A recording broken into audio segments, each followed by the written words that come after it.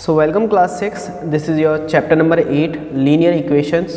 So ये एक बहुत ज़्यादा इम्पॉर्टेंट चैप्टर है, आगे तक आप लोगों के लिए बहुत काम में आएगा लीनियर इक्वेशन।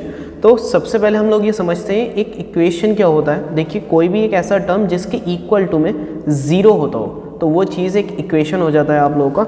अब ये लीनियर क्या होता है, देखिए लीनियर ऐसा नंबर मतलब जिसकी पावर 1 हो, ठीक है। लेट अस सपोज मैंने यहाँ पर आप लोगों से कहा 2x + 1 = 0। ये एक इक्वेशन हो गई क्योंकि इसमें इक्वल टू में 0 है। और दूसरी बात यहाँ पे जो x की पावर है, देखो x की पावर अगर 1 होगी तो वो लीनियर कहलाता है। जब कुछ भी नहीं होती तो वो 0 नहीं होती, कुछ भी नहीं होती तो ऑलरेडी 1 होता है, ठीक है। तो इसलिए ये इक्वेशन क्या है, एक लीनियर इक्वेशन है। अगर मैं यहाँ पर x की पावर 2 डाल देता हूँ तो ये मेरी एक क्वाड्रेटिक इक्वेशन हो जाती है। कैसी इक्वेशन? क्वाड्रेटिक इक्वेशन हो जाती है। बट यहाँ पर पावर इसकी 1 है, that's why it is a linear equation. तो इस लीनियर इक्वेशन को सॉल्व करने के हम लोगों के पास 3 मेथड्स हैं। सबसे पहला मेथड है आप लोगों का ट्रायल एंड एरर मेथड। क्या नाम है उसका? Trial and error method. Trial and error, ठीक है। ये पहला मेथड है आप लोगों का। दूसरा मेथड है आप लोगों का systematic method. Systematic method, systematical method या सिस्टमैटिक मेथड बोल दो, कोई दिक्कत वाली बात नहीं है। और तीसरा है आप लोगों का ट्रांसपोजिशन मेथड, ठीक है। एक लीनियर इक्वेशन को हम 3 तरीके से सॉल्व कर सकते हैं, ट्रांसपोजिशन मेथड से, सिस्टमैटिक मेथड से और ट्रायल एंड एरर मेथड से। हमें तीनों ही अभी सीखना कंपलसरी है, लेकिन आगे चल के हम लोग जो ज़्यादातर यूज़ करते हैं वो हम लोग ट्रांसपोजिशन मेथड का ज़्यादा यूज़ करते हैं। तो अभी तो फ़िलहाल हमें तीनों ही सीखने हैं, तो चलिए तीनों सीखने की कोशिश करते हैं। और उससे भी पहले एक जनरल फॉर्म क्या होती है लीनियर इक्वेशन की, वो होती है ax + b = 0। ये कैसी फॉर्म होती है? आप लोगों की जनरल फॉर्म होती है। कभी आप लोगों से पूछा जाए कि जनरल फॉर्म क्या होती है तो आप फ़ौरन बोलेंगे ax + b = 0। अब ये जो a है आप लोगों का ये कांस्टेंट है और b भी आप लोगों का एक कांस्टेंट है और x आप लोगों का होता है वेरिएबल। इस वाली साइड को, ये जो लेफ्ट हैंड साइड, इसे बोलते हैं हम लोग लेफ्ट हैंड साइड, ठीक है, LHS, ठीक है, लेफ्ट हैंड साइड। और इक्वल के इधर वाली साइड आप लोग देख सकते हो, इसे राइट हैंड साइड बोलेंगे। एक इक्वेशन में हमेशा left hand side right hand side के इक्वल होती है। LHS = RHS ऑलवेज होगा ये, ठीक है। तो चलिए हम अपनी एक्सरसाइज 8.1 की तरफ बढ़ते हैं। वो एक्सरसाइज क्या कहती है आप लोगों से? एक्सरसाइज 8.1 मैं आप लोगों को हर क्वेश्चन कराने की कोशिश करूंगा और मेनली वर्क तो आप लोगों को ही करना है। So that's why we are doing question number 1, solve the following equations by trial and error method. पहली इक्वेशन को ये ट्रायल एंड एरर मेथड से सॉल्व कराने की हम लोगों से कोशिश करवाता है, ठीक है। सो देखिए ट्रायल एंड एरर मेथड में क्या है, हम लोगों की x की वैल्यू हम लोगों को पुट करनी पड़ेगी, ठीक है। तो मैं सबसे पहले x की वैल्यू 1 पुट करता हूँ। तो 1 + 4 क्या 12 के बराबर होता है? नहीं होता, ठीक है। तो 1 इसका सॉल्यूशन नहीं है। अब 2 + 4 क्या हम लोगों का 12 के बराबर होता है? नहीं। 2 + 4 6 होता है। अब 3 + 4 क्या 12 के बराबर होगा? नहीं होगा। तो आप लोग डायरेक्टली हिसाब लगा सकते हैं। इसी तरीके से चलते रहेंगे, हमें पता चलेगा कि 8 + 4 हम लोग करेंगे तो हम लोगों का 12 के बराबर निकल कर आएगा। तो जो वैल्यू ऑफ x है वो कितनी है यहाँ पर? 8। सो हम लोगों का वैल्यू ऑफ, यहाँ पर नोट कर लेते हैं, वैल्यू ऑफ x इज़ 4। हम लोगों के पास जो x की वैल्यू हो जाएगी वो 4 हो जाएगी, इसी टाइप से, ठीक है। तो कोई भी इसमें दिक्कत वाली बात नहीं है आप लोगों को। क्वेश्चन नंबर 2 की तरफ बढ़ते हैं हम लोग डायरेक्ट। अब find whether the given values of the variable in each satisfy the equation और not, right in the third column, ठीक है। हमें ये देखना है कि ये इक्वेशन सेटिस्फाई करता है या नहीं करता। देखिए एक इक्वेशन दे रखी है 5y = 35 और इसके बाद यहाँ पर y की एक वैल्यू भी दे रखी है, y की वैल्यू 6। अब यहाँ पर हमें नोट करना है कि ये सेटिस्फाई करता है या नहीं करता। तो हम लोग इसका सॉल्यूशन कर लेते हैं। हर यहाँ पर 4 पार्ट्स हैं तो आप चारों के लिए अलग अलग सॉल्यूशन करेंगे। y के प्लेस पर y की वैल्यू रख देते हैं। y की वैल्यू कितनी है? 6 है। सो 5 × 6 = क्या 35 आता है? देखते हैं 5 6 से कितना होता है? 30 = 35 होता है? नहीं होता, नॉट इक्वल। सो ये नॉट सेटिस्फाइड है, ठीक है। तो यहाँ पे लिख देंगे आप लोग नो, ठीक है। कोई दूसरी इक्वेशन जैसे कि पार्ट नंबर 4 देख लेते हैं, क्या ये सेटिस्फाई करेगा या नहीं। b - 8 = 4 और इन्होंने b की वैल्यू यहाँ पर हमें बता दी है 12। तो और यहाँ पर लिखना है हमें कि सेटिस्फाई करेगा या नहीं करेगा। सो हम लोगों ने सॉल्यूशन में जो b की वैल्यू है वो यहाँ पर 12 पुट कर दी। 12 माइनस 8, क्या आंसर 4 होता है? 12 माइनस 8 इज़ 4। यस, ये आंसर आप लोगों का लेफ्ट हैंड साइड और राइट हैंड साइड बिल्कुल इक्वल है, दैट्स वाई ये आप लोगों का सेटिस्फाई कर रहा है। तो आप लोगों ने यहाँ पे यस नोट कर दिया। ओके, अब हम क्वेश्चन नंबर 3 की तरफ बढ़ते हैं। 3 हम लोगों के पास क्या क्वेश्चन है? Solve the following equations bye systematic method. हमें यहाँ पर हर इक्वेशन को सिस्टमेटिक मेथड से सॉर्ट आउट करना है। 3y/5 minus 6 equal to 3। देखिए सिस्टमेटिक मेथड क्या होता है कि आप लोगों का जो लेफ्ट हैंड साइड होता है, ध्यान रखेंगे लेफ्ट हैंड साइड हमेशा राइट हैंड साइड के इक्वल होता है। एक आदत बना लीजिए कि लेफ्ट हैंड साइड पे हमेशा आप वेरिएबल्स लिखेंगे। वेरिएबल्स का मतलब होता है A to Z वाले नंबर्स आप लोग नोट करेंगे, और राइट हैंड साइड में हमेशा आप लोग कॉन्स्टेंट्स नोट करा करेंगे। कांस्टेंट का मतलब आप लोगों के यहाँ पे नंबर्स, जितने भी नंबर्स होंगे आप लोग यहाँ पर नोट करेंगे। तो इसके हिसाब से हमारे पास ये -6 गलत है, ठीक है। सो -6 को ख़त्म करने के लिए हम दोनों तरफ एडिशन करेंगे +6 का। तो हम लोगों ने करा ऐड 6 बोथ साइड्स, ठीक है। हमने दोनों साइड 6 ऐड किया। सो 3y/5 -6, यहाँ पे हमने +6 कर दिया, इक्वल टू 3 + 6। एक्चुअली में हम लोग जो है ना एक ही साइड में प्लस नहीं कर सकते थे। अगर हमें प्लस करना है तो दोनों साइड में प्लस करेंगे, और अगर हमें माइनस करना है तब भी हम दोनों साइड में ही माइनस करेंगे। अगर हमें मल्टीप्लाई करना है तो दोनों साइड में मल्टीप्लाई करेंगे, और अगर हमें डिवाइड करना होगा तब भी हम दोनों ही साइड में डिवाइड करेंगे। सो -6 से प्लस का 6 खत्म हो गया आप लोगों का। नंबर क्या बचा? 3y/5 इक्वल टू, यहाँ पर एडिशन कर लेते हैं, 3 + 6 इज़ 9। अब इसके हिसाब से पहले यहाँ पर ये देखिए डिवाइड में 5 है, तो हमें दोनों तरफ मल्टीप्लाई करना पड़ेगा। सो हम लोगों ने लिखा मल्टीप्लाइंग, चाहे तो आप यहाँ पर एडिंग कर सकते हैं, एडिंग नोट कर दीजिए। मल्टीप्लाइंग बोथ साइड बाय 5, हमने दोनों साइड से 5 से मल्टीप्लाई करना है। 3y/5, देखिए उल्टा काम करना है, डिवाइड में है तो मल्टीप्लाई करना है, और मल्टीप्लाई में होता तो हम लोग डिवाइड करते। तो 9 × 5 यहाँ पर भी कर दिया। दोनों तरफ हम लोगों ने क्या किया? मल्टीप्लाई किया। फ़ायदा ये हुआ 5 से 5 खत्म हो गया, हमें बचा 3y = 9 × 5 = 45। अब यहाँ पर 3 मल्टीप्लीकेशन में है y के साथ, तो हम लोग करेंगे डिवाइड दोनों साइड, ठीक है। डिवाइडिंग बाय 3 बोथ साइड्स, ठीक है। दोनों तरफ हम 3 से डिवाइड करेंगे, तो 3y/3 = 45/3। ये डिवाइड ही है, अपॉन में डालने का मतलब डिवाइड ही है। सो 3 से 3 क्रॉस हो गया, y बचा हमारे पास। 3 की टेबल में 45 कितने टाइम्स आता है? 15 टाइम्स आता है। तो ये हो गई आप लोगों की y की वैल्यू। आई होप आप लोगों को सिस्टमैटिक मेथड समझ में आया होगा, ठीक है। आगे के किसी क्वेश्चन में अगर आप लोगों को प्रॉब्लम होती है, then you can discuss to me very well. So हम लोग क्वेश्चन नंबर 4 की तरफ बढ़ते हैं। क्वेश्चन नंबर 4 क्या है आप लोगों का? Solve the following equations bye transposition method. हमें इन इक्वेशंस को ट्रांसपोजिशन मेथड से सॉल्व करना है। ये मेथड बहुत ही काम में आता है। m/7 -3 = 8, ठीक है। सो ट्रांसपोजिशन मेथड में आप लोग एक बात का ख्याल रखेंगे, लेफ्ट हैंड साइड और राइट हैंड साइड तो होता है ना, यहाँ पर वेरिएबल और यहाँ पर कॉन्स्टेंट्स, ठीक है। वेरिएबल और इधर कांस्टेंट। देखिए प्लस का कोई नंबर इधर जब उठ के जाएगा तो माइनस का होगा, माइनस का उठ के इधर आएगा तो प्लस का हो जाएगा, माइनस प्लस हो जाएगा और प्लस माइनस हो जाएगा। ये चीज़ सिखा दी। इसी तरीके से मल्टीप्लाई डिवाइड हो जाता है, और डिवाइड इधर आकर मल्टीप्लाई हो जाता है। जगह बदलने से, उनकी साइड चेंज करने से उनके साइन भी चेंज हो जाते हैं। तो इसी तरीके से m/7, ये -3 जब उधर जाएगा तो क्या होगा? प्लस का 3 हो जाएगा, ठीक है। सो m/7 = 8 + 3 कितना हो गया? 11। अब ये जो 7 है, ये 7 डिवाइड में है, डिवाइड जब इधर जाएगा तो क्या होगा? मल्टीप्लाई हो जाएगा, ठीक है।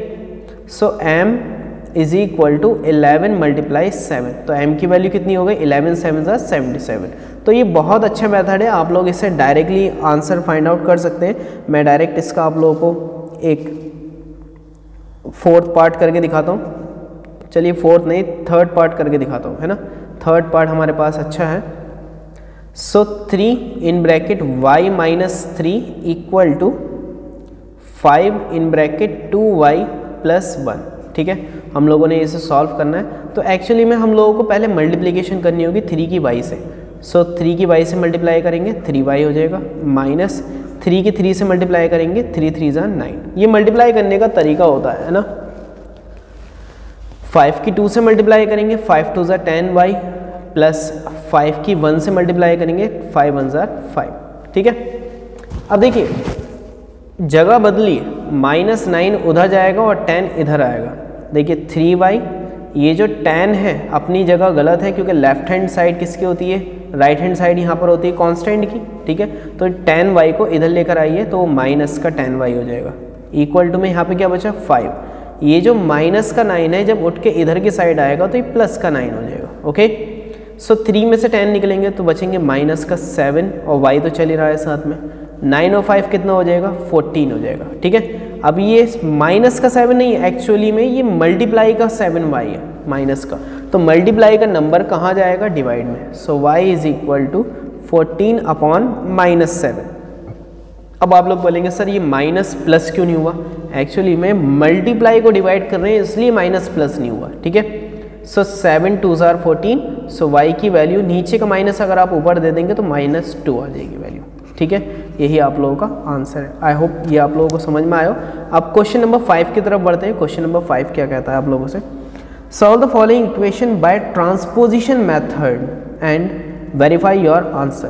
हमें इन क्वेश्चन को ट्रांसपोजिशन मेथड से सॉर्ट आउट करना है और हमें वेरीफाई भी करना है कि हम लोग की जो वैल्यूज़ हैं वो सही भी हैं या नहीं है। So m/4 plus 1/2 is equal to 5, ये आप लोग के क्वेश्चन है। तो हमें सबसे पहले क्या करना पड़ेगा, एलसीएम ले लेते हैं पहले। देखिए 4 और 2 का एलसीएम 4 आता है। एक्चुअली में अगर एलसीएम आप लोगों को देखने में या सॉर्ट आउट करने में दिक्कत हो तो आप लोग क्या करिए, देखिए 4 और 2 दोनों 2 की ही टेबल में आते हैं, दैट्स वाई जो बड़ा नंबर होगा वही नीचे नोट कर दीजिए। इस 4 से ये 4 कैंसिल हुआ तो बचा हम लोगों के पास केवल m प्लस 2 से 4 2 टाइम्स कैंसिल होता है, 2 1 2 2 2 4। देखिए इस 2 से ये 4 2 टाइम्स कैंसिल होगा, दैट्स वाई 2 1 2 इक्वल टू 5। अब ये नीचे 4 है, ठीक है, तो ये 4 काय में है, डिवाइड में है, इधर जाएगा तो क्या होगा, मल्टीप्लाई होगा। So m plus 2 is equal to 5 की मल्टीप्लाई किससे होगी, 4 से। So m plus 2 is equal to 5 4 ज़ा 20। अब ये प्लस का 2 है, इधर जाके क्या होगा, माइनस का 2, तो m is equal to 20 minus 2। तो m की वैल्यू कितनी हो जाएगी, 20 में से जब 2 निकालेंगे तो बचेगा हम लोगों के पास 18। ये आ गई 18 वैल्यू। ठीक है, वेरीफाई कर रहे हैं हम लोग। ठीक है, वेरिफिकेशन कर रहे हैं। तो नंबर था हमारे पास m/4 plus 1/2 is equal to 5। जो m की वैल्यू है वो इसके अंदर पुट कर देते हैं, 18/4 प्लस 1/2 इज इक्वल टू 5। अगर क्रॉसिंग हो रही तो क्रॉसिंग कर लेते हैं। ठीक है, 2 2 4 और 2 9 18, तो नंबर क्या बचा, 9/2 प्लस 1/2 इज इक्वल टू 5। देखिए एलसीएम हुआ 2, 9/2 और 1/2 कितना हो जाएगा, 10/2 simply is equal to 5। So 2 1 2 2 5 10, तो वैल्यू आ गई क्या, 5। सो 5 इज इक्वल टू 5। आंसर आप लोगों का आ चुका है। आप लोग यहाँ लिख सकते हैं वेरीफाइड। ठीक है, आप लोग का आंसर वेरीफाइड हो चुका है। तो आगे के क्वेश्चन आप लोग सॉर्ट आउट करने की कोशिश करें। हम लोग बढ़ते हैं एक्सरसाइज 8.2 की तरफ, जिसमें आप लोग के केवल 5 वर्ड प्रॉब्लम्स हैं। सो एक ही बार में हम लोग ये चैप्टर ख़त्म करने की कोशिश कर रहे हैं। A number increase by 10 gives 18, find the number. Solution number 1, देखिए लैंग्वेज को समझिए। अ नंबर इंक्रीज बाय 10, एक नंबर इंक्रीज कितना हुआ, 10 इंक्रीज हुआ और वो आंसर देता है गिव हमें 18, फाइंड द नंबर। एक्चुअली में जो नंबर आप लोगों से मांग रहा है उसी को x मान लीजिए, let the number be x। ठीक है, मान लेते हैं ये नंबर कितना बड़ा, ये 10 इंक्रीज हुआ और इसने हमें क्या दिया, इक्वल में 18 दे दिया, तो वो नंबर फाइंड आउट करना है। तो आप लोग इसे किसी मेथड से कर सकते हैं, सिस्टमैटिक मेथड या हिट एंड ट्रायल मेथड या ट्रांसपोजिशन मेथड। मैं आपको सजेस्ट करूंगा कि ट्रांसपोजिशन मेथड से करेंगे तो बेहतर है। अब देखिए प्लस का 10 उधर जाकर क्या होगा, माइनस का 10, तो 18 माइनस 10, तो x की वैल्यू कितनी हो जाएगी आप लोग की? केवल 8। ये आंसर हो गया। ठीक है, अब मैं पार्ट नंबर 3 कर दो। एक वर्ड प्रॉब्लम मेरे लिए तो एक वर्ड प्रॉब्लम आप लोगों के लिए। क्वेश्चन नंबर 3 देखते हैं क्या है। The sum of two consecutive numbers is 65, find the numbers. Consecutive, अब ये जो लफ्ज इस्तेमाल हुआ बेटा कॉन्जिक्यूटिव, कॉन्जिक्यूटिव का मतलब आप ये समझिए लगातार।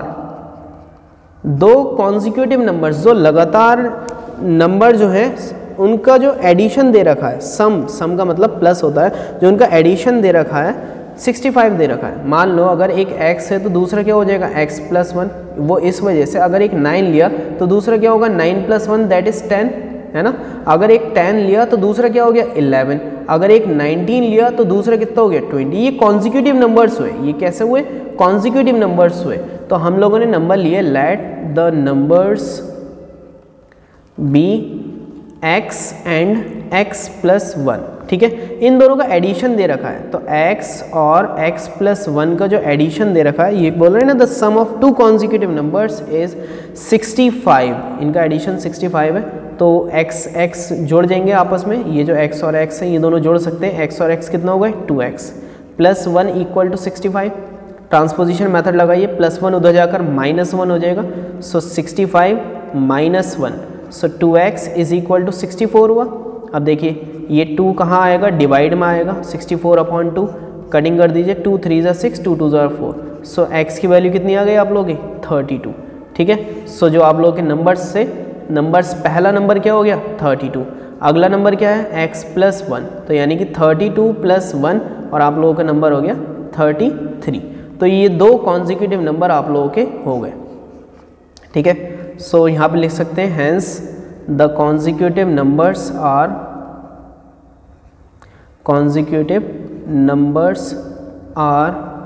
32 एंड 33। ये दो कॉन्जिक्यूटिव नंबर्स आप लोगों के हो चुके हैं। अब मैं वर्ड प्रॉब्लम नंबर 5 करता हूँ आप लोगों के लिए। वर्ड प्रॉब्लम नंबर 5 भी बिल्कुल सेम ही है। इसी तरीके से इन्होंने बोला the sum of two consecutive multiples of 5 is 95, find the numbers. देखिए मल्टीपल्स ऑफ 5, देखिए अगर कोई एक नंबर है मल्टीपल ऑफ 5, तो एक नंबर तो ले लिया हमने 5x। ठीक है, अगला नंबर क्या लें? अगला नंबर होगा हमारे पास 5x + 5। ये कॉन्जिक्यूटिव मल्टीपल्स ऑफ 5 हो गए। क्यों हुए? देखो अगर हमने कोई नंबर लिया, मान लेते हैं 1, तो 5 × 1 5 हो गया। अगला नंबर 5 × 1 + 5, पहले मल्टीप्लाई होती 5 × 1 = 5 + 5, तो 5 और दूसरा नंबर कितना हो जाएगा 10। तो ये दोनों ही नंबर 5 की टेबल में आते हैं, इस वजह से ये मल्टीपल्स कहलाएंगे किसके? 5 के। मेरी बात ध्यान से समझना कि मैंने एक नंबर 5 लिया तो दूसरा नंबर क्या लेंगे 5x + 5। मान लो अगर x के प्लेस पर 1 नहीं डालते, सर आप x के प्लेस पर 2 डाल के देखिए ज़रा क्या होगा। सो 5 × 2 और 5 × 2 + 5, देखते हैं क्या नंबर्स निकल कर आएंगे। 10 और 5 2 = 10 + 5, तो ये 10 हो गए, और 10 + 5 15, तो 10 और 15 ये दो कॉन्जिक्यूटिव नंबर्स हो गए। अब आप लोग बोलेंगे सर आपने तो कॉन्जिक्यूटिव का मतलब बताया था लगातार चलने वाले नंबर, तो 10 के बाद तो 11 आता है। तो ये भी ध्यान रखना है हमें, मल्टीपल्स ऑफ 5 कहता है, यानी कि 5 से मल्टीप्लाई होने वाले लगातार वाले नंबर जो, तो 5 तो अगला 10 तो अगला 15, अगर 20 लेंगे तो अगला क्या होगा 25, अगर हमने 50 ले लिया 50 ले लिया तो अगला कितना होगा 55 होगा। तो ये नंबर्स कहलाएंगे यहाँ पर मल्टीपल्स ऑफ 5, और consecutive numbers consecutive multiples of 5 कहलाएंगे। ठीक है, तो आई होप बात समझ में आ गई हो आप लोगों के। क्वेश्चन नंबर 5 की तरफ बढ़ते हैं। So let the numbers be x 5x ले लेंगे एंड 5x + 5। ठीक है, ये दो मल्टीपल्स हो गए हम लोगों के। ठीक है, सो चलिए देखते हैं क्वेश्चन ये कहता है the sum of two consecutive multiples, इन दोनों का सम, तो एक तो हो गया 5x और दूसरा हो गया 5x + 5, इन दोनों को जो सम दे रखा है वो 95 दे रखा है। ठीक है, फाइंड द नंबर्स, वो नंबर्स फाइंड करिए। 5 और 5 कितना हो गया 10x + 5 = 95। ये प्लस के 5 को उधर जाकर माइनस का 5 बना दीजिए। 10x = 95 - 5, सो 10x = कितना हो जाएगा 90। अब x is equal to 90, multiply का नंबर डिवाइड में 10 9 90, तो x की वैल्यू आ गई 9। ठीक है, सो जो नंबर्स हैं, पहला नंबर क्या था 5x, ठीक है, सो 5 मल्टीप्लाई 9 कितना हो गया 45। अगला क्या है 5x प्लस 5, सो 5 इंटू 9 प्लस 5, सो 5 9 45 प्लस 5, तो एडिशन हो गया कितना हो गया 50। ठीक है, 5 9 पहले क्या किया हमने 45 और प्लस का 5 एज ए नोट कर दिया, तो 45 प्लस 5 कितना हो गया 50। ठीक है, तो ये 50, तो यहाँ पे लिख सकते हैं hence the consecutive multiples of 5 are 45 रहा एक और दूसरा क्या रहा 50।